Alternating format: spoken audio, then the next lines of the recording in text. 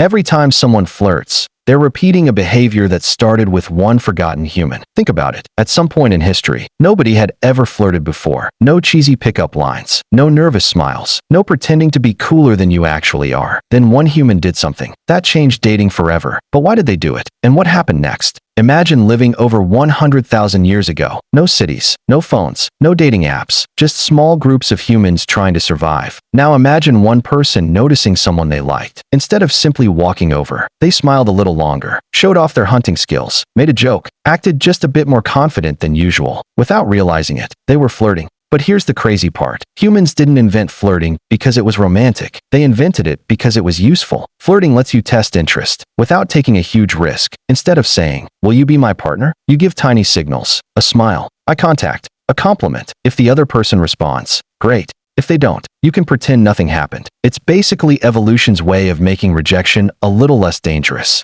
And your brain goes completely crazy. Your heart beats faster. Your pupils get bigger. You laugh more. You mirror the other person's movements. Without even noticing, your brain is constantly asking, do they like me too? Even today, our bodies still react almost the same way they did thousands of years ago. The funniest part? Almost every culture flirts. Different languages, different traditions, different clothes. But the signals are surprisingly similar. Smiling, laughing, looking away, looking again. Humans have been doing this for thousands of years. We'll never know who the first flirt was. Maybe they made someone laugh. Maybe they showed off. Maybe they accidentally held eye contact for 1 second too long. Whatever happened, it worked. Someone flirted back. And that tiny moment started a behavior that billions of people still repeat today. So the next time you catch yourself smiling at someone or trying just a little harder to look cool, remember this. You're taking part in one of the oldest human traditions ever, started by one person whose name history forgot. And that's kind of beautiful. Comment below, what's the funniest flirting attempt you've ever seen? Subscribe for more.